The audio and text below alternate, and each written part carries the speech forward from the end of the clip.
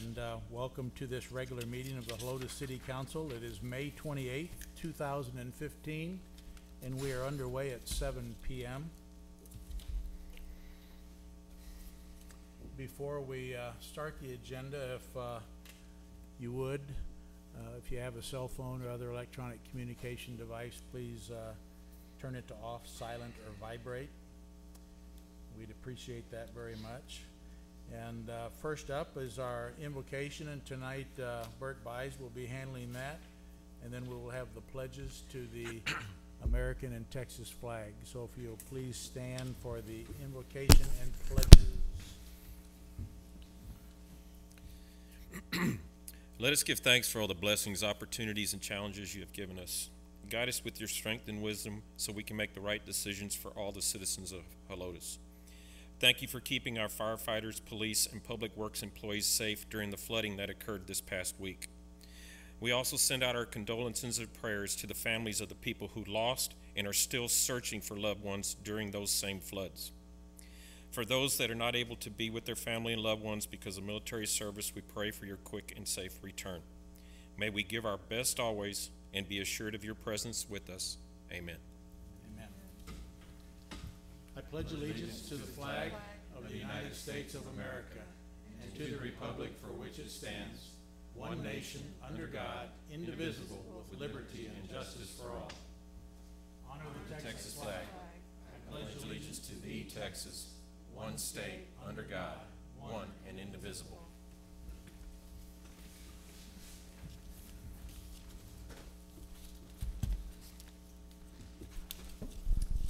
Okay, next up we have our open session, citizens to be heard, and we have one person who has signed up to speak, and that is Jerry Sharp. Jerry, you have 3 minutes, and if you would state your name and address, and then the podium is yours. Thank you, Mr. Mayor and council members. My name's Jerry Sharp. I live with my parents at 13340 Adobe Walls Drive. That's in the ETJ. I have been an intern with the city for the last 3 months. It has been an absolute pleasure my entire time here. I was given the unique opportunity to learn firsthand how the city functions through its day-to-day operations, from assisting development services, handling permits and licenses, to helping the municipal court take care of traffic violations. Even getting hands-on experience and seeing what the Public Works Department does and how important they are to the city. There was the occasional busy work at times, and I received my fair share of paper cuts, but nonetheless, I enjoyed it. The original intention of my internship was to help improve our monthly marketplace, but it became much more than that. We created a survey for both vendors and customers to receive feedback and give suggestions to improve customer service. We are also finalizing the process of installing an ATM in Old Town, mainly for the various events the city hosts. The communication skills and other techniques I acquired will stick with me throughout my college and professional life, that I am sure. My internship, as short as it was, inspired me in a way that I will never have found at any other place. The employees here are some of the kindest people I have ever had the privilege of knowing, and I think it is safe to say that we have some of the most dedicated and determined public service servants here at this city, and I was glad to be working alongside them. For the record, I want to thank them for putting up with all my endless questions. And to wrap it up, I want to publicly thank the city administrator, Mr. Schroeder, and the city for granting me the opportunity to learn and improve our community. Thank you. Thank you, Jerry. Good job, by the way, on everything that you did. I heard nothing but good reports back.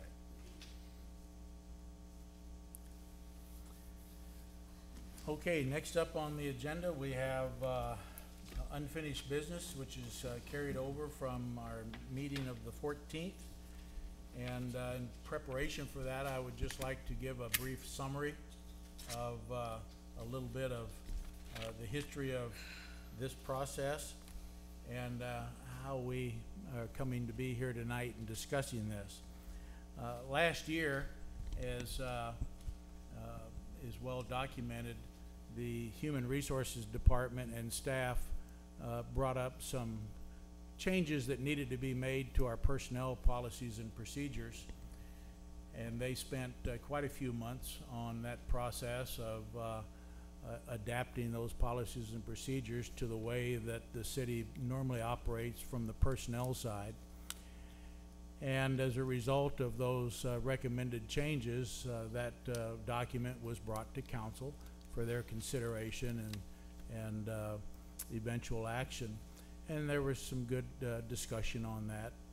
And those documents are in force today as they were amended last year. Shortly after the completion of that project, staff suggested to me that we take a look at the city council policies and procedures and consider some changes to that document. And so made sense to me, and I instructed our city administrator to send out the current policies and procedures to the council and to ask them for their input and see if there were any changes that they wanted to see perhaps implemented and recommended. And we also took changes from staff, and then the city administrator and myself added our 2 bits worth in, and just to make them a little more up to date on the way we run the day-to-day business of the city. We did receive a couple of responses from 2 of our council members, Councilmember Massey and Councilmember Fredericks, suggesting some minor changes, and those were inserted into the current documents, the ones that are in force now. And then we brought that to council along with some other suggestions for discussion and direction from council, so that we could have a little better understanding if there were any other issues that council might have with those. So we did have some discussion and some suggestions and direction by council, and of course those went back to staff, and we made those additional changes by inserting those comments into the suggested revisions to the policies and procedures. And we brought those changes back to council on our meeting of May 14th. At that time, Councilmember Massey had some additional changes that she would like to have had considered, and so she handed those out, and the council elected to choose to have some time provided to them to be able to consider those additional recommended amendments or changes, and so the action was postponed until tonight. And that's why this is coming back as unfinished business.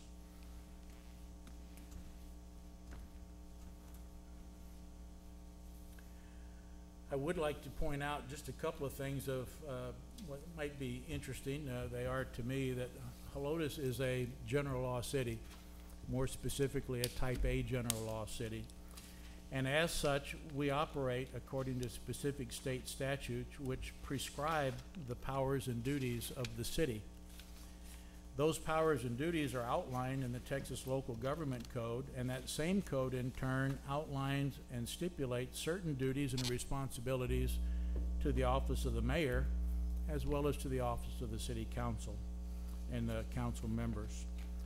Policies and procedures are commonly adopted by city councils in municipalities such as ours, with the intent to serve as a guideline of how the city will operate on its day-to-day job of doing the city's business.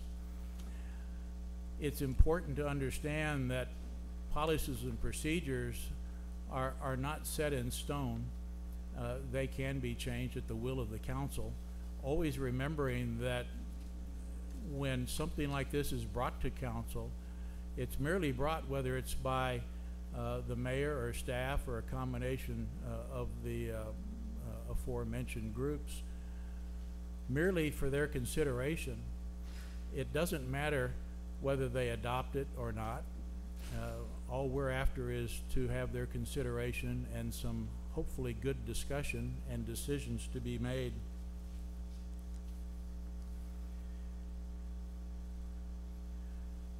It's also important, I think, to realize that our current policies and procedures were first adopted in July of 2002. and they were reaffirmed by council in 2005. By reaffirmed, I'm merely saying that no changes were made in 2005. And both of those actions were by council minutes. The policies and procedures were then amended 3 times subsequent to that, once in 2007, again in 2008, and once again in 2009. And those 3 times that the policies and procedures were amended, it was by resolution and council action, which is the way it's intended to be. Policies and procedures do not and really cannot bestow power upon or take power away from anyone, including the mayor and including the city council. They are just, as I said before, guidelines, and they are subject to change. They're, for lack of a better term, a living document. Fully realizing that there will be times when procedures within the city change, and consequently the policies and procedures would change, and again by council action. So I'd like to just remind council that tonight they have several options available to them. The first option, as I see it, would be to simply not take any action, leave the policies and procedures as they have been since 2009. Keep it in mind that the changes or amendments recommended were just that, recommendations. Again, to make the policies and procedures more in line with how we actually run the city on a day-to-day basis. A second option would be to go ahead and approve the policies and procedures as they were first brought to the council on May 14th of this year. The third option would be to discuss the new recommendations that were submitted last meeting and either insert those into the proposed change document, either in whole or in part, or if that's done, I would think that it would require direction to staff so that those changes can be inserted into the new documents as they're proposed, and that would probably require another postponement to the next meeting. So keeping those options in mind, and this coming back as unfinished business, what I think would be appropriate is to ask council to just dive into this. We will open it with a motion and a second, since it is coming back as a item of unfinished business, and then hopefully each council member will have their input. We have no problem extending the times of debate if the council chooses to do that. The choice is entirely theirs. That's what they're here for. It's their job to do this kind of work for the city. So that being said, and looking at item 4 on the agenda as unfinished business, and this is discussion and action on amendments to the city council policies and procedures. So I would entertain a motion and a second then to open this for discussion and action. Mr. Mayor, I move that we discuss and take action on item number 3. It's 3. Oh, it's You said- item 3? you said 4. Oh, okay. On item number 3 Yes. is written. We have a motion from Massey. Do we have a second? Second. A second from Fredericks to discuss and take action. So Cynthia, it's your motion. You're up. Since I'm the one who brought up these multiple changes from the last meeting, I just wanted to kind of reiterate a little bit of what I said the last meeting and make a couple of, I guess, changes to my, I guess, way of thinking. I have been really looking at Robert's Rules of Order, and I'm glad the attorney is here because I did want to ask him a question about our city policies and procedures and Robert's Rules of Order, since we've adopted Robert's Rules of Orders as the procedure that we would use to do things. For example, on the let's see, let me go to the number. The time limits, for example, that I had said that we should add something to the time limits. And looking at Robert's Rules of Order, it's already in there that with a 2/3 majority vote, city council members can ask to extend it, so we don't really have to write it within the code. Is that correct? Absolutely. However, you can clarify it, and if you want to make changes that are applicable to the city, that the city is free to modify those rules of order if it chooses to do so. Robert's rules are parliamentary procedure rules, and they were intended as kind of a general guide on how to conduct a meeting, not just for city councils, but for any meeting. And some of the things that are in there neatly apply to city councils and some don't. Right. And I think, quite frankly, they're not the easiest rules in the world to understand, and most council meetings are probably not following the rules exactly. We use, for example, I know one of the mayor's pet peeves is to table something, and it's laid on the table or to postpone it, but yet I can tell you there are innumerable cities that will make motions to table all the time, and it's perfectly okay if they know what it is that they're doing and it's an accepted practice. But I think what these procedures do is it clarifies where you are differing, and if there is no procedure, the default procedure is Robert's rules. Okay. So I'm looking on this one on page 10 about the only time the council gets to speak, page 10 here. Oh, here it is. On limitations on discussion, adding debate will be limited to 2 opportunities for each council member per item, and each time period will not exceed 5 minutes. Adding that, would that in some way disregard then the Robert's Rules of Order? I guess that's my question. I mean, it hasn't, so before. I'm just saying, does that change? It doesn't change Robert's rules, but what it does is it changes your procedures, which I believe, in my opinion, can be either more restrictive or can be more expansive than what Robert's rules provides. Again, Robert's rules is a kind of a one-size-fits-all set of rules, and if the majority of the governing body were to adopt procedures that vary from those, and it had a reason for doing it, which clearly they just may want to move their meetings along faster, or for whatever reason have decided that they want to place these time limits, I think that that's perfectly permissible. From what? I don't know whether or not, in looking at this, whether there may be a situation where another member of the council may cede their time to the person who wishes to speak. According to Robert's Rules, I don't think they can, but, you know, Well, I know we do that here with public comment. And yeah. things of that sort. Yeah, that's true.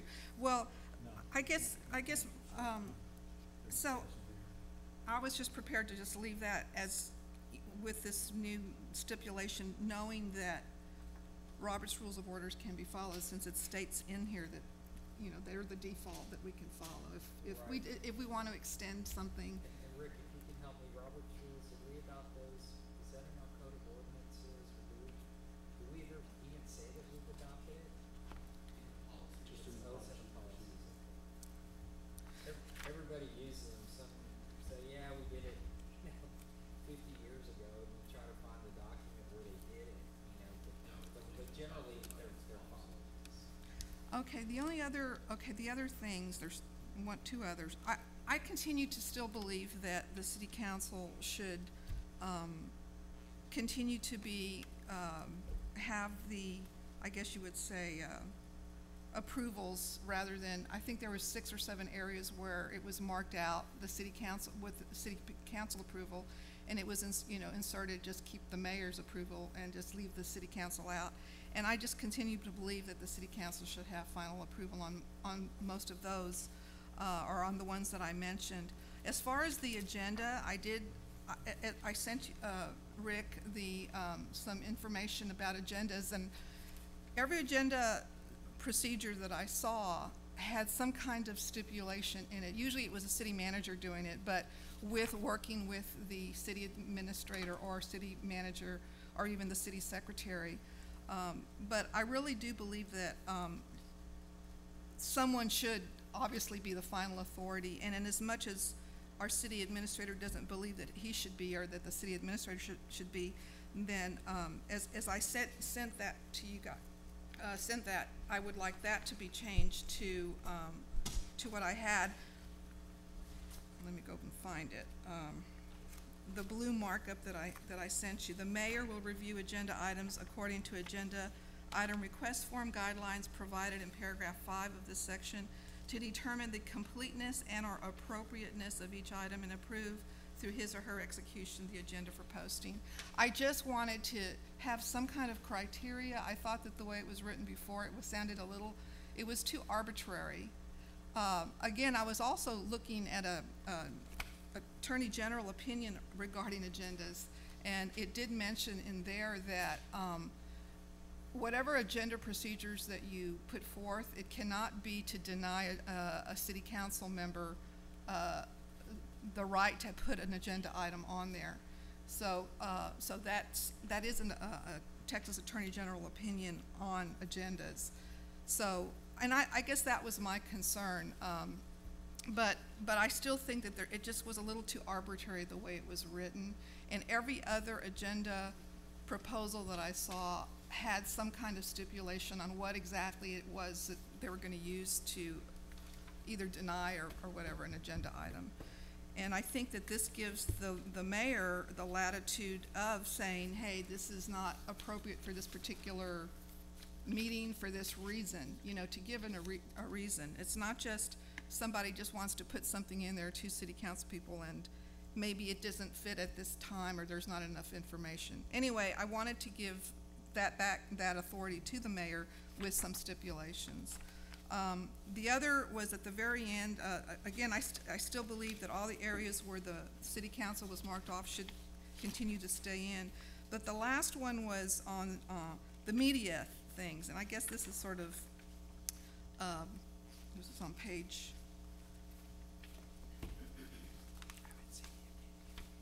the media.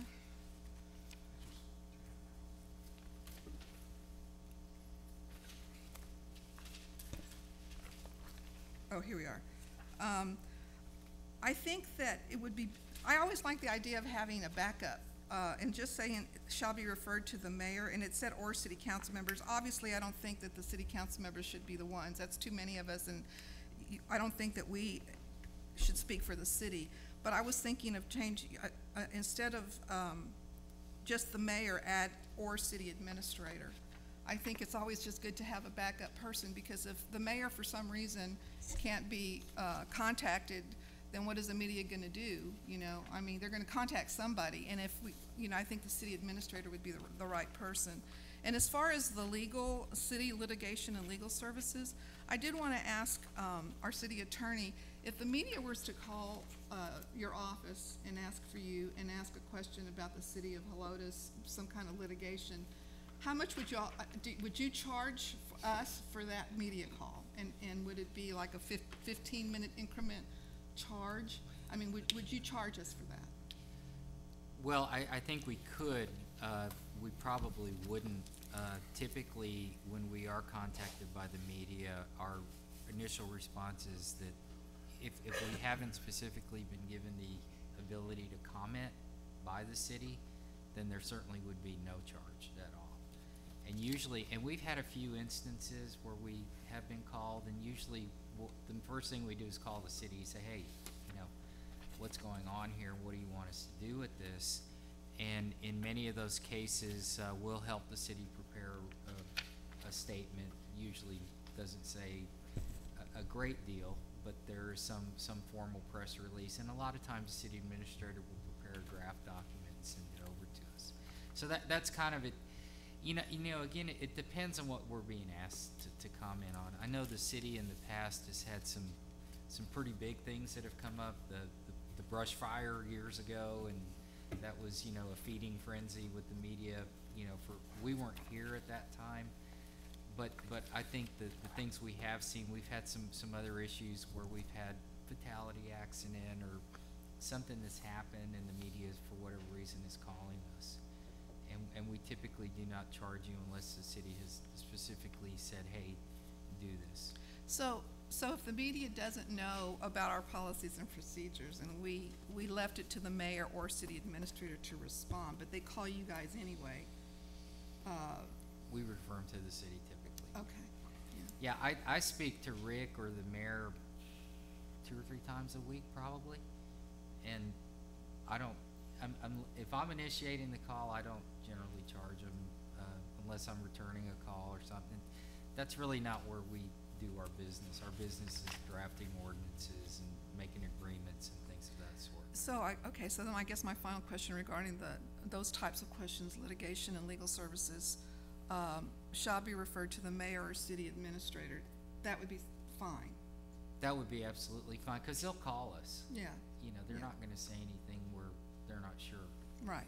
Okay, I just wanted to have an alternate, not just the mayor, but if the mayor cannot be contacted, the city administrator. Yeah, and one thing I wanted to point out, like, and I think this kind of follows what the mayor was saying earlier, these are just policies and procedures. Council can change these anytime it wants to. If it sees that there's a problem with items getting put on the agenda, or if it decides that for whatever reason it wants to take a more active role in whatever the issue may be, the procedure at that point is pass an ordinance, pass a resolution, and something that specifically deals with this. This is really a kind of a cookbook, I guess, a general guide. If you make it so specific, then you really, you kind of tie people's hands. I think it's kind of a general guideline, and I think it's worked well. I can't remember the last time I got a call about a procedure. Well, yeah, and so, you know, I guess my preference would be to either keep it the way it was before or make some of these changes, you know, that I'm requesting, because I didn't see the necessity of doing this. Then the other one was the appointment of the liaisons from the city council to the various boards. I've always been a little curious or wondered how that occurred. I know that the mayor does that, but, With all due respect to you, you've had the floor for 13 minutes. okay, I'm sorry. And I would like to defer, we'll come back to you for your Okay. second time, but just to give the other council members a Certainly. chance to speak on this issue, I would go to Bert, or no, Paul, it was your second, so Certainly. you have Thank you. an equal amount of time. One of the things that stuck out at me was, and correct me if I'm wrong, I think we had discussed in a previous meeting that council did not want to get involved in the personnel decisions. And I really think that the council shouldn't get into the weeds too deep there. Everybody has a boss. We hire individuals, administrator, chiefs. So I think we should have the confidence in these people that we hire and decisions that they make on how to run their department. And it looks like there's several appeals already in place through HR, through the administrator, and through the mayor. So I think that is sufficient, with the mayor being the chief executive of the city. And I think the citizens see him as the leader of the city, and would hold him or her responsible if that was to come to that. I guess the only thing that kind of gives me a little bit of pause is that there could be legal or financial consequences to some of these personnel issues. We've had those in the past. So if, I'm fine with leaving us out of it. I think if we were to get involved, I think it should be a higher threshold than 2 city council members. I think it should go to 2 or maybe even 4. That's my opinion, to kind of avoid the ease of twisting one arm. You gotta twist a couple more arms to get let me kind of comment on that. The two city council members is kind of the way that you avoid, issues with the Open Meetings Act. The council members have a right, at any time, to ask for a called meeting to address any issue, and the mayor can call it on his own. But I think the two city council members is why it's Okay. always two city council members and not That makes sense. 3 or 4 or 5. But again, with regard to personnel matters, I think what you've got in your book is the administrative procedures. And typically in employment matters, employees are required to exhaust their administrative remedies before they seek some other remedy. They're not precluded from bringing an EEOC complaint or going to the Texas Workforce Commission or even filing a lawsuit. This is my take on this. You're paying your city administrator well, and I don't think that the council, if you've got an issue with how things are being run, then you address it with your city administrator and hold that individual responsible.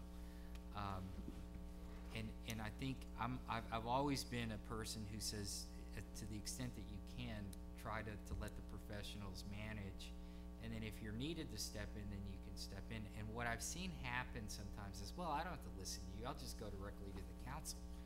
And that happens, you know, and then you end up with employees counting votes on the council. And then it just creates a nightmare in dealing with a termination or discipline or something of that sort. I like the way that it's set up here.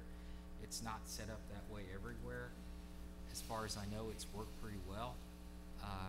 And I do think that it's an administrative function. You do, as the mayor said, you're a type A general law. You're not a type C commission where you run departments. You know, you've got a city administrator who can deal with this or knows when he needs to ask for help. And I think it has worked pretty effectively. And if there's a problem, you can always come back and address it. And that's my 2 cents on it.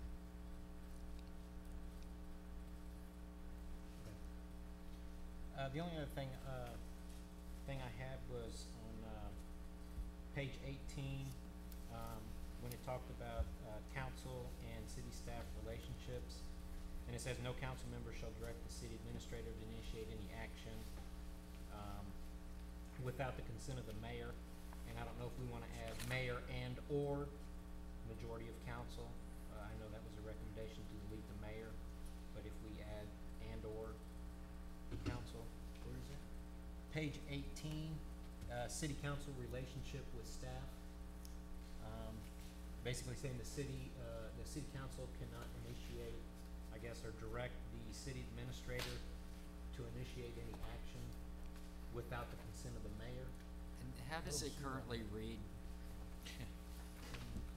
Without the consent. Well, right now, it's the consent of the majority of council. Y'all inserted just the consent of the mayor.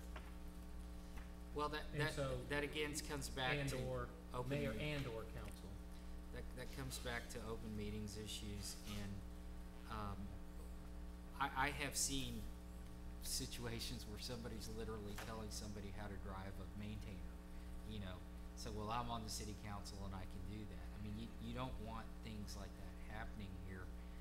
Again, it doesn't happen here in Helotes. It happens in other places, and it's a constant issue. Who's working for who here? And if you've got an administrator who's basically running your office, individual council members should not be back there telling the administrator to do things. It creates a problem with your administrator, but the bigger problem that it creates is for the people that work for the administrator, because they see what's happening. And then if they want something, they know they can go give you a call or give somebody else a call, and you know, they may have a perfectly legitimate reason for wanting things done, and I'm talking about your council members, but it really needs to be addressed directly with the city administrator or brought to the council and discussed as an agenda. Well, and if I might just add a quick comment. The purpose for that, when it was suggested, is to prevent a situation where if the city administrator is under a deadline for a particular project or just has a pretty extreme workload, which often happens here with everything that we have going, and a city council member just walks in with a specific project that they want completed, typically they won't ask how busy a city administrator is. They'll just go ahead and give them the task. Typically, a city administrator is not going to tell a city council member no. And so this was just to provide a buffer for the city administrator to be able to defer to the mayor so that the mayor would be able to verify with the city administrator if they have time for that task, or at least let the city council member know it won't be immediate, but we'll get to it. But I can't think of an instance where a city council member has made a request where it hasn't been granted at some point in time. Maybe not immediately, but it's going to be addressed. I think in an ideal world, the council meets twice a month. The council has access to all of the reports, all of the data, can ask questions. There really isn't a need for council members to be interacting that much with staff except to ask for things. That's kind of And I will say that it hasn't happened here, and that's not the reason for this. However, in talking to other department heads in the past with other administrations, it's been a very common problem where the city, the staff department heads are drawn from their regular daily duties to do a special task or a particular council member. Again, they're not going to say no, they're going to go ahead and do it, but it creates a lot of resentment internally, and so that's the only thing here, was to create a buffer. It really doesn't matter to me one way or another what y'all do. We're just trying to explain the rationale. And you all have spent a lot of time thinking about what it is that you want Helotes to look like, to run like, to be like. Rick has been in the job for a long time. He honestly is the public face of the city. The mayor's here every day, or almost every day it seems like, so the two of them have figured out who does what and where those things occur, and I think it has worked very well. My only concern again is that council is really is a lawmaking body, and your administrator is administrator, and he needs to figure things out sometimes that aren't entirely 100% clear, and that's where we come in. But I can tell you, we don't get that many questions from Rick. I mean, he usually knows what to do, and occasionally we'll get a question more of, do you agree with me, rather than tell me what to do. So it has worked well. And that's the way it's been developed. So we are self-sufficient, and it really comes down to, as Steve said, the council is the lawmaking body of the city. You pass the ordinances, you pass the policies, you do everything. The mayor, whoever's in the office of mayor, has no real power other than the duties and responsibilities bestowed upon him by the statutes. It comes down to policies and ordinances passed by the city council for the city administrator to administer those policies, and for the mayor in whatever capacity to be sure that the ordinances are enforced, because you're taking oath to keep the law. And between the city administrator and mayor, those policies set forth throughout the year, especially at budget time, they're carried out, and that's just how it works.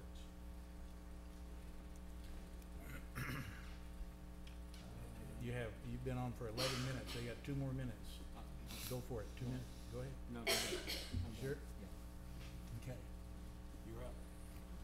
You won't need to time me. While I applaud Mayor Pro Tem Massey on her going over this and making these suggestions, I'm going to stick with my my gut feeling that I had at the last meeting. I wanted to vote on the policies and procedures as written at the last meeting, and if I'm not mistaken, I think maybe we should have done that. I could be wrong. But after going over all these, and I've looked them over really close, I still feel like the policies and procedures that were presented at the last meeting are more than enough. And I would urge council to take that into consideration, because I believe that they cover all the bases, and a lot of this stuff that has been brought up puts council, to me, in a I don't know how I can put this right, in not a very good position. So that's all I have to say. That's my recommendation. Alex? Thank you, Mr. Mayor. Yes, I had a number of thoughts as I was going through all of these papers, which I've spread out here on the podium, because we have so many different versions of this. I'm just having a little difficulty keeping straight what we had 5 years ago, what was originally there, what was presented by you, what was modified by others. And so I'm trying to make sure I keep it all straight. But from what I can tell, what we're doing right now is the motion and the second was to approve the amendments that were essentially presented at the last meeting. Correct. Okay, so before we move forward, I think we need to get some more clarification from Councilmember Massey as to whether or not her motion is also to recommend any of the 8 or 10 changes that she suggested before we actually get to a vote, or we maybe amend the motion to some faction to follow that. But I had a couple questions that I wanted to ask on my own, and I appreciate our attorney being present and clarifying a lot of things that I was going to ask some questions on and trying to be a little unclear.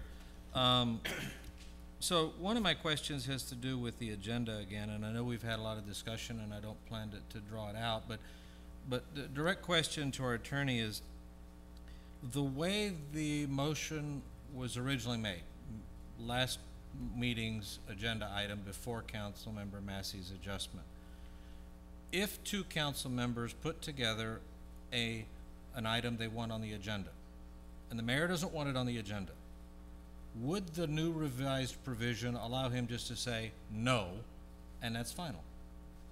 Well, the way it's worded in this provision, without the addition of Councilmember Massey's provision. Which provision is that Okay, specific? so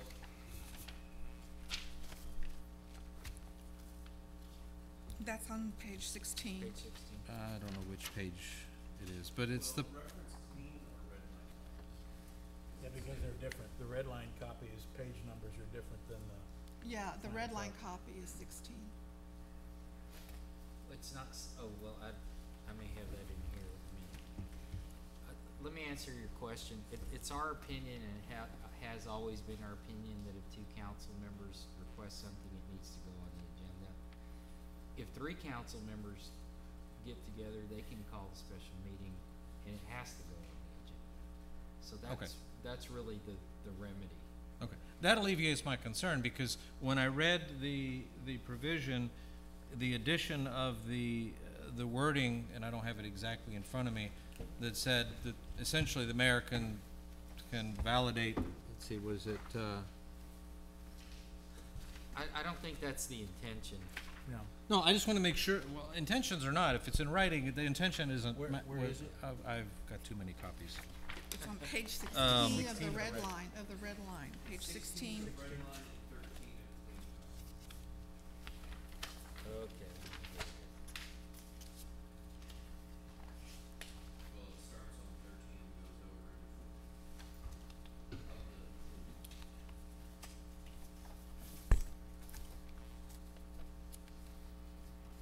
So the sentence that was added reads as follows: the mayor will review the agenda to determine the validity of each item and approve, through his or her execution, the agenda for posting. So if he does not approve, then it does not appear on the agenda item.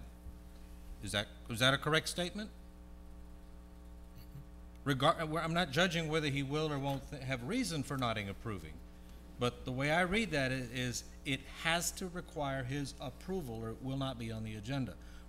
We've had situations in this city in the past where the mayor and the council did not agree on a lot of different things, where agenda items were not made, never made the item because the mayor didn't want it, and that's part of what caused some of the changes 10 years ago. okay? I think the interpretation of approval means has the proper agenda request form been completed? Is there sufficient backup material, and it's Okay. more of a ministerial duty rather Then I'm than- perfectly fine with Yeah, that that can be- interpretation. I just wanted to make sure it was clear. That can be reworded because in the past, some council members have submitted an agenda request with just a statement and nothing to support it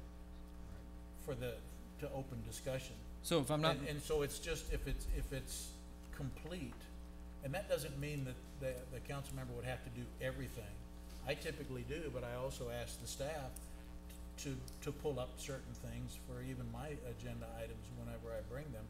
And the council members can certainly do that, but what we're trying to avoid is, again, an agenda request item be brought in and the council members say, here, you do this. And the staff has no clue what information might be necessary to achieve the goal of presenting that agenda item to council as a whole. So we're just saying, hey, if you're going to present an agenda item request, at least have the courtesy to do some of your own work and an outline of what it is you expect the staff to do, and that was the intent. And it's completeness, and I know, Rick, do we have a cutoff on when the agenda item? Yes, it's Yeah. Wednesday. noon, Wednesday, okay. the day, a week before. And that, if we were asked that question, our response would be, he's just checking a box. The subject of the agenda item is not up for determination.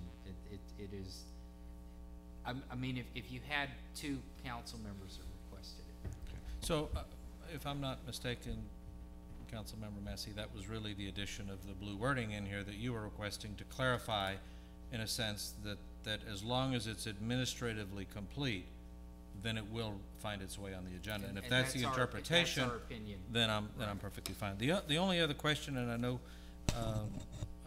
that I had was with regard to the liaison procedures, and I know we've had discussions about our administrator administrates and our council legislates, but if the liaison is indeed a council liaison, should the council have some say in who that liaison is, or at least have a ratification process? That was my thought.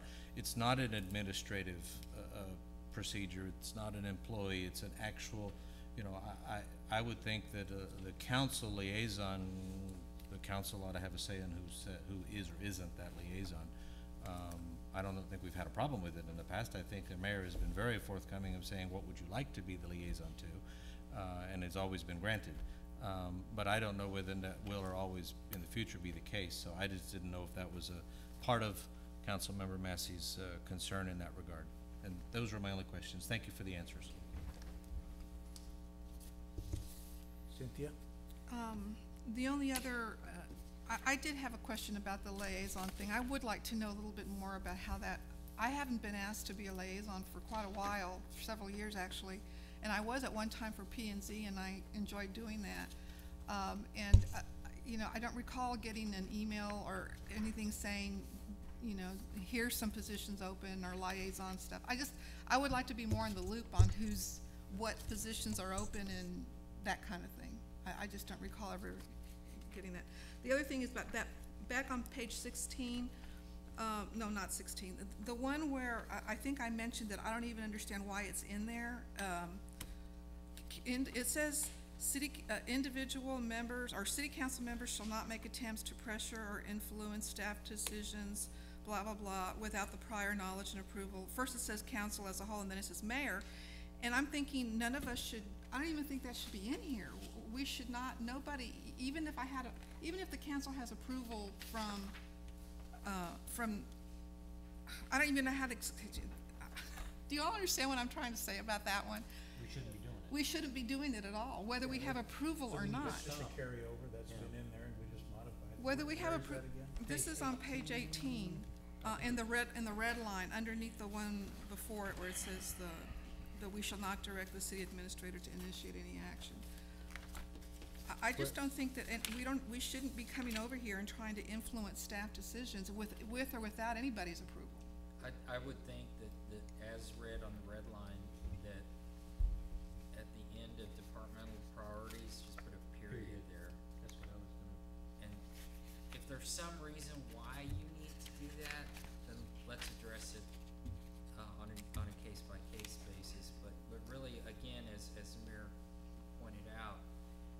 all set the broad work plan, work rules, city rules, ordinances, budgets, priorities, and then you delegate that to your city administrator. And if it's not getting done, then you get the city administrator in here or whatever other department head that you need to talk to, and you address it at that point.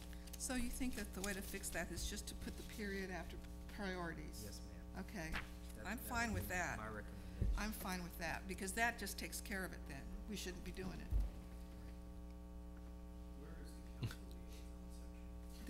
That's over on page, it's towards the very end, on page 30 on the red line. And as far as liaison, to me, a liaison's nothing more than appointing a committee member. And typically the mayor does that, but if the council wants to do it, it can do it. Well, it was before. It said with council approval, so, but, Well, I guess there's always in everything you do an implied with council Yeah, approval. that was a change that was made in '07. Yeah, I From the- remember From the that. original, so the original was without the with council approval or with? I think with it was council always approval. appointed by the mayor, and approved by council. Right. That was from the original documents from '02 and '05. In '07, if you recall the turmoil we were going through, the then remaining, council members from the previous administration made those changes so that they could appoint committee members and everything. Didn't really ever bother me, cause it just, something that I didn't have to mess with, because they were turning all of them down anyway and making their own, so it was just a futile effort. But that's when that change was made in '07. And to address, the Mayor Pro Tem's point, if there is a desire, I think, of any individual member who just loves the Board of Adjustment or loves P and Z or whatever, I don't think there's anything wrong with making that known. No? And I'm sure that whoever's currently doing it, if they've been doing it for a while, would probably, could use a rest. Or maybe a different liaison or something, I don't know. I've never actually even seen a document that says who's what liaison to what. We usually, to committee I'd have to check with Grace, but typically in the past, when there were so many committees, there were double duty of council members to be liaisons to multiple committees. That resulted in, a lot of times the liaison not going to specific meetings. When we eliminated a lot of the committees, and now we just have the Board of Adjustment and Planning and Zoning and the Economic Development Corporation, which is not really a committee, we assigned a liaison, and it was by choice, who wants it. And as Alex said, it was pretty much granted. You're still liaison for P and Z. I'm not sure who's liaison for Board of Adjustment, you.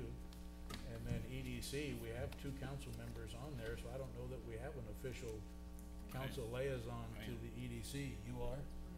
But as far as if there's a change desired, if no one speaks up, I don't really see that there's a change necessary if everyone's happy.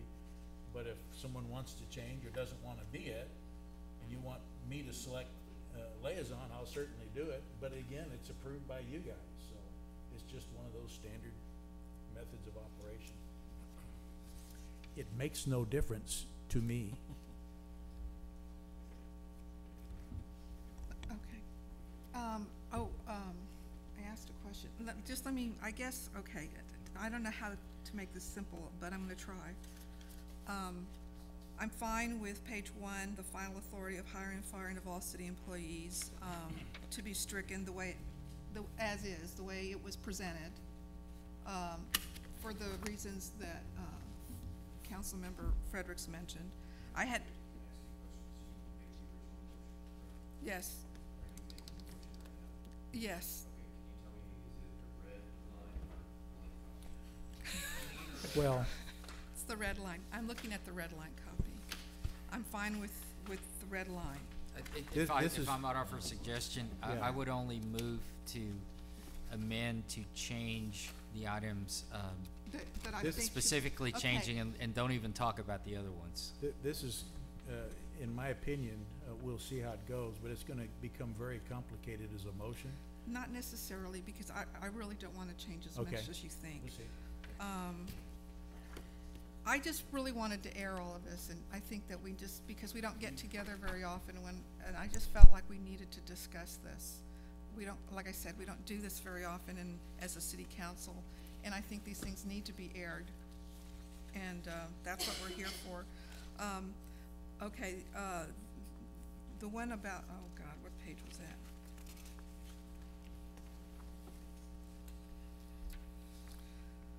If you, Steve, you said that the way it's, the agenda item thing about the validity of each item, if we leave it like that, it still is fine. Is that what we got, that, And what page are we on?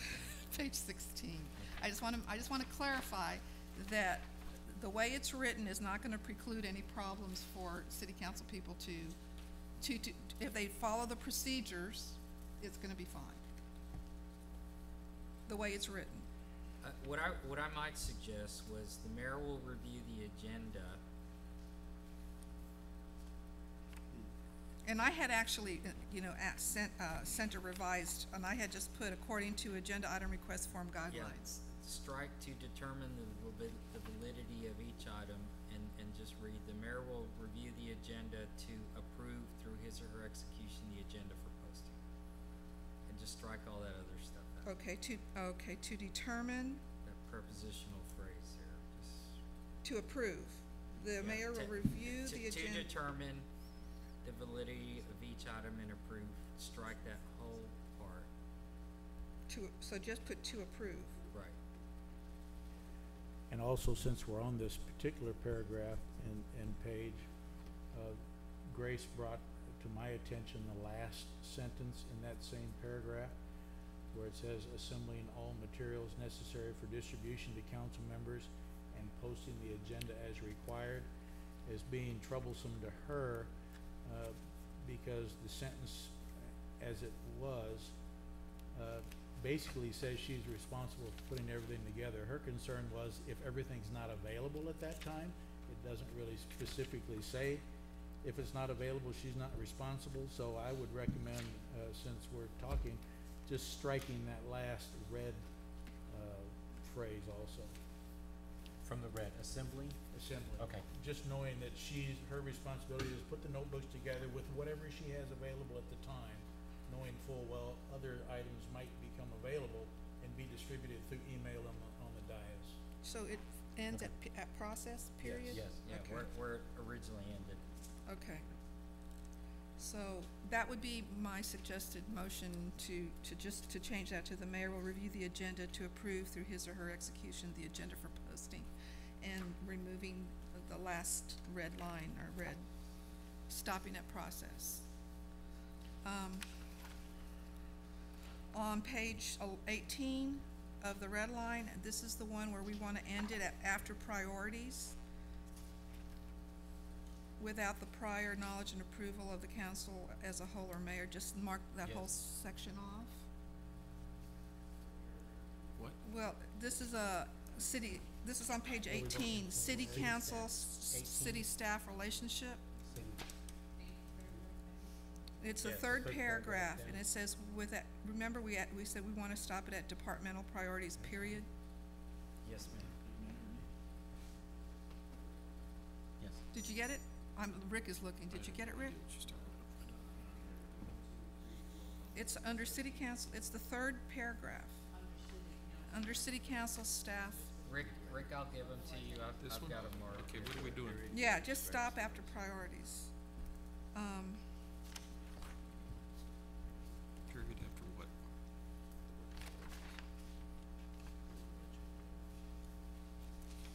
Oh. Is there any objection to, on page 21, adding city administrator to the news media inquiries to the mayor or city administrator? That's actually the way it is now. I don't remember this change, but typically he defers to me. If I'm not here, he'll go ahead and talk. Okay. Well, if you believe that it's fairly clear,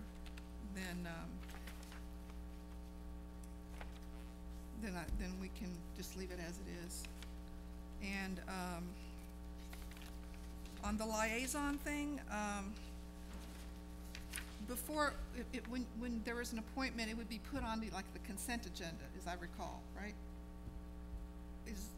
So would it no longer be put on the consent agenda? And what is that, Sam? The liaison for No, it city takes council. it takes council approval, so any appointments like that, either as committee members or liaisons, would go typically on the consent agenda, and then if a council member wants to pull it or ask a question, they can do that, but typically it's a consent item. Because it says, with council approval has been marked out, and that's why I was wondering, because it says the mayor is authorized to appoint members of the city council with council approval has been marked out to serve in a liaison cast. So I was just wondering, then how would we know who's gonna be the liaison if, I mean, Well, it doesn't matter to me, I don't remember it being written that way, but, if it is, it is. You guys are the ones making the call. I certainly think it should be advisable for council to approve appointments to committees. well, that's, then I would say on page 30, role of council liaison members to leave with council approval. And where is this specifically? On page 30, under role of council liaison members, red line.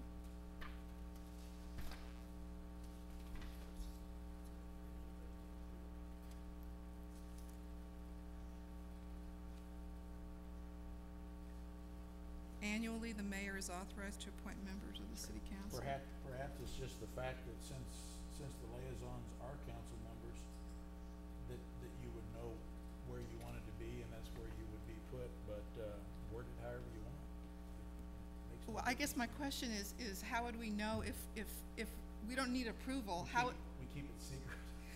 No, go ahead and add with council approval, and we'll just typically put it on consent. yeah, that's it. That way we'll know who. It's already done like that, isn't it? I'm sorry. Well, yeah, we do it that way because it's been on there, but the question was to get it, to take it off. Word it however you're comfortable with. I just put with council approval back. Everything Okay. else is fine. Okay. The way, everything else, I'm looking at the red line. Those are my only suggested amendments, I guess, to this. So you're approving what was submitted on May the 14th and the amendments that are being made tonight to If- what was submitted on May the 14th? If I can, Yes. again, she's had the floor for 15 minutes. What I would like to do is hear from the other members a second time, and then we'll go back and we'll clarify the motion. Okay. Come back a third time, if that's agreeable to council. So Paul? I don't have anything, I'm fine. You're fine? Yes, sir. Okay. Bert? Okay, what did we decide on page 18, the last paragraph? Let's see. Let's see, where are we?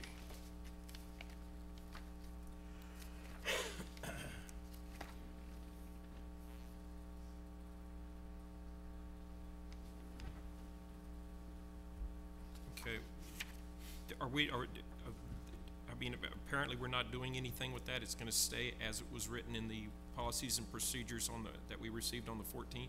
Yes.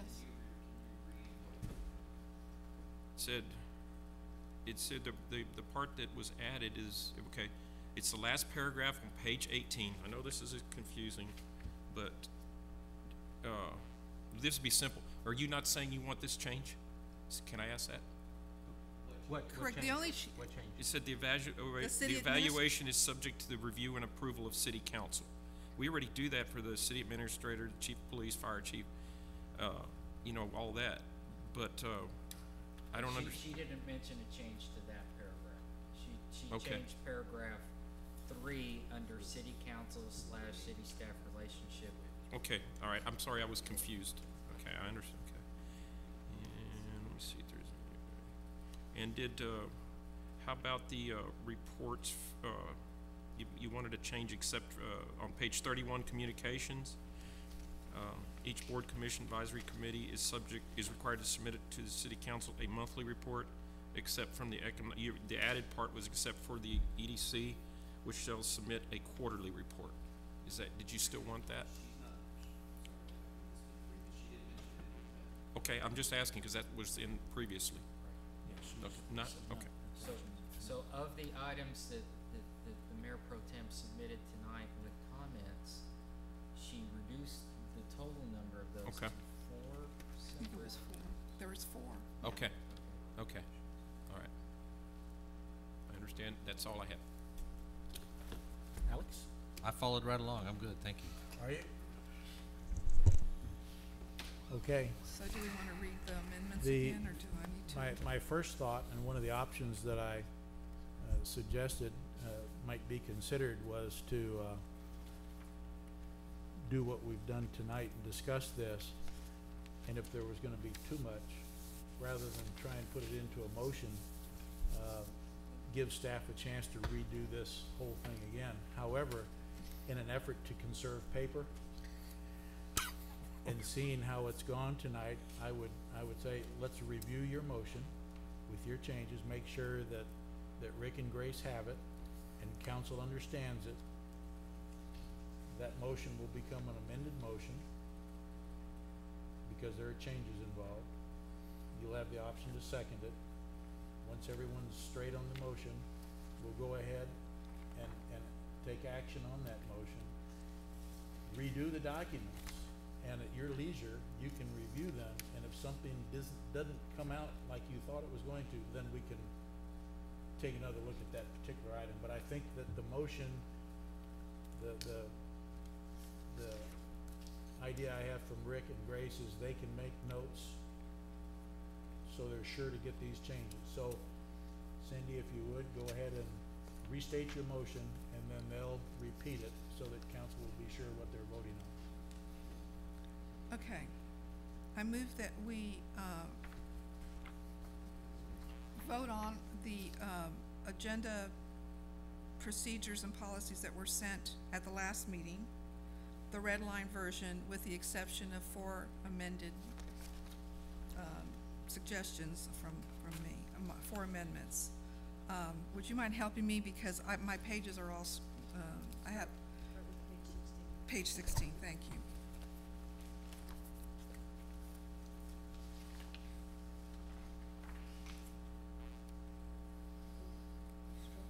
Okay, on page 16, this is under agenda requirements. The mayor will review the agenda to approve through his or her execution.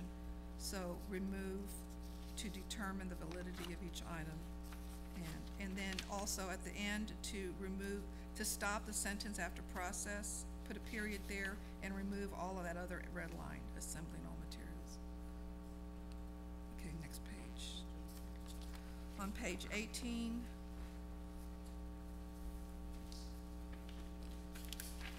this is under city council, city staff relationship, paragraph 3, and that paragraph after priorities, put a period at priorities. And this is the one where it says city council members shall not make attempts to influence staff decisions, recommendations, workload schedules, and departmental priorities, period. The next page.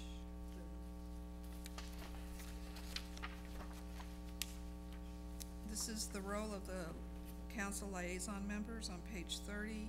This is to keep the, with council approval on that first sentence. Annually, the mayor is authorized to appoint members of the city council with council approval to serve. So leave that in there. Was there anything else? That was it. I think the news media one, we kinda just decided to just let that go. So it was 3 then. Well, 4. Yeah. That's my motion. Hey, Rick, would you please repeat that motion?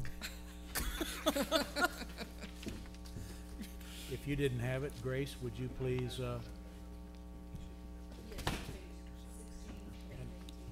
are my notes, because 16, 18, and then. first of all, this is gonna be an amended motion, but we're still going with the document as it was submitted on the 14th with the changes that you're adding in your amended motion tonight, which are, Oh, I'm sorry. either one of you, we just need to be sure. The motion is to approve city council policies and procedures presented to city council on May 14, 2015, with the following revisions. Page 16 in the red line copy, strike determine the validity of each item, page 16, agenda requirements, third paragraph, strike determine the validity of each item and third paragraph, same section, put a period after process and delete simply all materials necessary for distribution to council members and posting agenda as required. Third change, or third amendment, page 18, city council, city staff relationship, third paragraph, put a period after priorities and remove without the prior knowledge and approval of the count of the mayor. Last amendment is page 30, red line copy, under role of council liaison members, strike under the first paragraph, for the council. No, Actually, you're leave it, reinserting it. continue to insert that into the paragraph with council approval. That's That's my it. understanding as well. Is that your understanding? Yes. Okay. So the motion was amended to include these new revisions. Do you second the amended motion? I will second the amended motion. Any discussion on the Oh. motion? Yes. Mayor, should they include the word resolution? In her amended motion? It'll be, this entire document will be attached to a resolution. To a resolution as in the last three? It's up, We have a copy of the resolution that we can present, just in case. Yeah, you don't have to. we don't have to have a resolution because they were adopted and reaffirmed by minutes. It's up to council whether council wants to make this into a resolution to adopt these or just adopt them through the minutes. It's my opinion that, and we have operated like this, that we can prepare a resolution after the fact for that. So if you want to include a resolution, I would recommend including that as part of the motion, and we'll have the resolution drawn up and we can approve it or ratify it next time. Is that Actually, I believe it's fine tonight. Okay. You don't have, all it's saying is you're approving it. You're approving it? It's a That's very correct. generic, it's a generic resolution. Very generic, all it says is, that's the exhibit that's attached to this piece of paper. Right. Yeah, Okay. okay, You fair don't need to enough. bring it. I So we'll have- certainly, that's fine. Okay. I would like to add that, Okay, the resolution. any further discussion from anyone? You understand the motion? This is it, right? This is it. I understand, sir. Okay. We have a motion and a second with those amendments that have been duly noted by not only our esteemed attorney, but our city administrator and city secretary. Hopefully they'll be inserted in a satisfactory manner. So we'll go to the question on this item. All in favor of approving the amended motion to accept the changes or amendments to the policies and procedures, say aye. Aye. Opposed, say no. Motion carries. And the policies and procedures are hereby amended. I would like to thank council for their counsel and discussion. It certainly was never intended to be quite the issue that it was when we brought these recommendations to council, but hey, that's what the process is all about. And as always, I'm very proud to have been part of it. And hopefully all this will come out in final print, and you guys are recommended to review it and make sure that you're in agreement with it. And that being said, we'll go on with the rest of our agenda. I would like to thank our city attorney for being here. He had a previous commitment, and I told him that we would turn him loose after this item, so you are hereby turned loose. Thank you, Mayor, I appreciate it. Thank Yeah. you, Steve.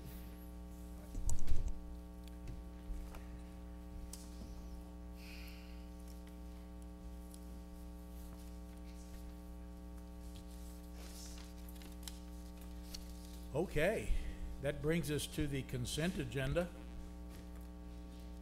Tonight, that's items 4 through 8. And consent agenda is just a grouping of items that are placed before council that are considered fairly routine by not only staff but myself. And they're intended to be passed in one motion and 1 second. So, however, council does have the option to ask questions or pull an item. So I would ask, are there any questions or any requests to pull any of the items 4 through 8? Mr. Mayor, Yes. is there any way we can introduce Andrea to council? She was very shy. I was gonna introduce her. I even asked if she wanted to make a speech, but, Oh, okay. yes, Andrea, for those of you that don't know her, come up and just introduce yourself and tell them what a great, court clerk you're gonna be. Good evening, Mayor Schoolcraft and City Council. My name's Andrea Goff. I've been working with this city since October 2011. I love working here. This opportunity came open and I'm very excited to get in there and make everything, you know, it's already good right now, but I'm excited to kind of make it more up to date and sorry, I'm a little nervous. But I'm excited. I'm very excited about this opportunity. So I just passed my level 2 certification, so I'm just even more excited. So, sorry. So thank you for the opportunity to let me introduce myself and for the position. I would like to point out that Andrea has done a very good job for court, and since she has received this level 2 certification, Judge Trevino, our municipal court judge, pointed out to me that there are not that many of the level 2 certification court clerks in the state. And so we did this as not only because she deserves this, but because Bexar County was hinting around that they'd like to grab her as a level 2. And so As the city of San Antonio. City of San Antonio. So City of San Antonio was fishing around, so we're glad that you decided to stay with the City of Helotes, and we're looking forward to you handling our court. I'm looking forward to it too. Thank you all. And I think we stated in here that Judy Hinkle's time now is about 85% devoted to HR, so this is actually gonna be a very beneficial move for the city. And Thanks she's again. happy with it too. Any questions? You have a Mr. question? Mayor, yes, I did have a question. It's with regard to the same item. The support document that we received talked about the municipal court, and item under section 26-2 officers, it identifies that there shall be a clerk and an alternate clerk of said court. Do we have an alternate, and if so, who is it? I don't believe we do have. We one. currently don't have an alternate. Yeah. Once we get settled with Andrea in that position, we're gonna figure out who we want to be as the alternate. We do have currently a deputy court clerk, which is the same position that Andrea currently is. And she most likely would be the alternate court clerk, but we will have those discussions and bring that back before council. Okay, that was my only question. Yeah, Thank you. we'll be looking at the workload in court and the size of our dockets, and we may be even adding a clerk as needed in the future, budget permitting. Very good. Thank you. Thanks, Kid. Thank you. Any other questions or requests to pull an item? Then I would ask for a motion and a second to approve consent agenda items 4 through 8. Mr. Mayor, I make a motion that we approve consent agenda items 4 through 8 as Yeah. written. Have a motion from Buys, a second. I'll second it. Second from Blue. So we have a motion and a second to approve items 4 through 8, consent agenda. All in favor, say aye. Aye. Opposed, say no. Motion carries. Consent agenda items 4 through 8 are hereby approved. That takes us to item number 9, discussion of and action on a resolution proclaiming support for joining the Bexar County, Urban County applications, enabling us to pursue community development block grants and join in that program. So if we can have a motion and a second, please, to take action on this. Mayor, I make a motion that we take action on item number 9. We have a motion from Buys. Do we have a second? I'll second it. And a motion, a second from Blue. So with a motion from Buys, second from Blue, we'll have discussion. Bert, you're up. Were we already a part of this before? Yeah, let me explain this a little Yeah. bit. This is Okay. actually sort of a complicated document that really is very simple. Basically, because the city is within Bear County, you can either pledge our population into Bear County's total population, which means that when they apply for community development block grant funds through HUD at the federal level, they tend to rank higher. And the monies that Bear County gets then get distributed through commissioners' courts to whoever applies for them. Really, the only entities that can apply for HUD or these CDBG monies is Casa Helotes, which has been blessed by Bear County quite a bit, and the city of Helotes. Although the city of Helotes is not in as good a position as Casa because Casa serves senior citizens, which is considered sort of a disenfranchised group of individuals. Whereas the city of Helotes is higher socioeconomic demographics, and we don't qualify for a lot of these monies anyway. So in the past, the city has always pledged through this our population to Bear County as a whole in support of Casa Helotes.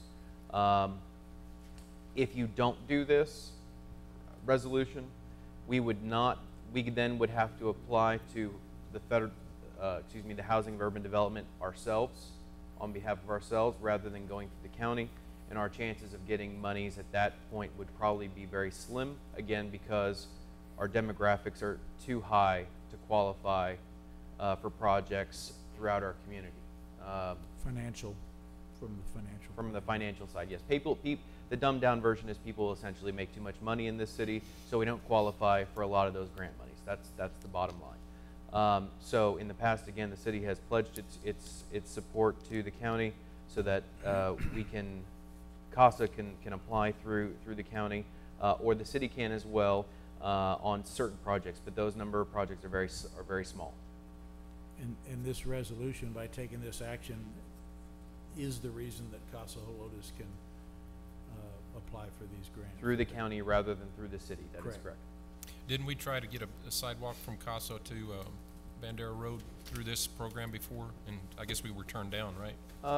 We were turned down for the sidewalks themselves, although I'm still working on that, but we were not turned down for the crosswalks that incorporated ADA compliance ramps and the sections of the sidewalk that have the bumps on them so that people who are blind can feel when they're crossing streets. That portion of the project we can actually use this grant program for, but the vast majority of the project, the reason for the project, the sidewalks, don't qualify at this point, but we are addressing that with the county right now. Okay. In other words, it's a work in progress, and we're remaining. So it's not dead. hopeful. It's not dead yet then. No, Okay. Good. although it looks doubtful, except for a small portion. It's dying. It's not dead. Okay. Hey, we're giving it CPR then, Yeah. as best we can, through the county. Alec, you done? This excessive force policies, I have no idea why that's in there, but I guess it's needed. It's probably some kind of Fed deal, so anyway. But I don't have a problem with that. I'm done. Alex? Nothing, sir, thank you. Cynthia? No. Phil? No, sir. No further discussion being required. We'll call the question on item number 9, which is approval of the resolution and supporting this grant document and program. So all in favor, say aye. Aye. Opposed, say no. Motion carries. Item 9 is approved and adopted. Number 10 is a discussion and action on a resolution authorizing the publication of notice of intention to issue the C of Os for our capital improvement projects that we've been discussing for a while. So I would look for a motion and a second on this item, please. Mr. Mayor, I make a motion that we discuss and take action on item 10 as written. Have a motion from Fredericks. Do we have a second? I'll second that. Second from Massey. So we have a motion and a second to discuss and take action on publishing the notice of intention. Open for discussion. Paul, you're up. And we do have someone here from the C of O folks, Southwest. The only question I had is Rick and I had a short discussion, and my question to him was, are we paying a premium for structuring it the way we are? And I got a reply from you earlier today. The question I had about the email was, there was something in there about $18,000 annually that this was going to. Yes, I mean, the general question, or answer to your question is, it looks like we're paying, for structuring it with the wraparound debt, 14, is it, or is that Go ahead- 14 go ahead and basis just point? State your name and who you're with. Good afternoon, council members, mayor. Jorge Delgado with First Southwest. I was here on the 14th. However, Ann was stepped up here at that time. 14 basis points is correct. Okay. Basically, what's happening is Mr. Schroeder came to us and he wanted to structure this to where there was no impact to the city's current tax rate. To do that, we had to structure it, defer some of the principal payments to the back. This is a 20-year maturity. That does have some impact on the interest expense part of it. When you do a level, what you call a standard level debt service, equal payments for the 20 years, that automatically impacts the tax rate because we're not pushing back some principal where we still have some existing debt. So that's how it translates into the. And that is a cost to the city of approximately $18,000 a year Over the 20-year life. over the 20 years.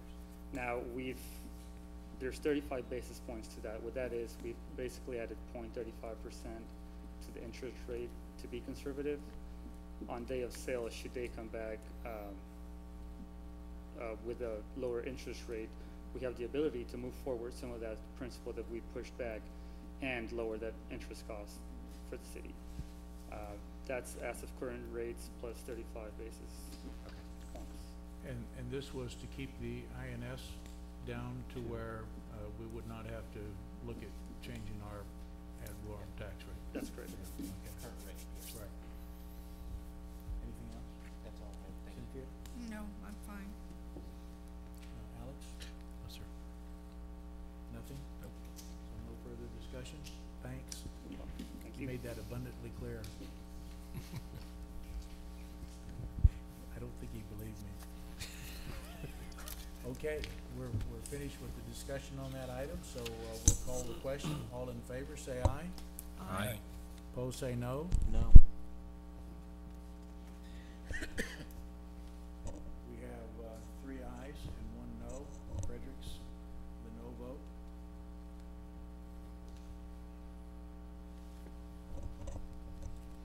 Okay, that finishes item number 10. We will now go into closed session. And this closed session is in accordance with Texas Government Code 551.074, Personnel Matters. And this is specifically to discuss among the council the selection for the next mayor pro tem to serve for the next year. So we are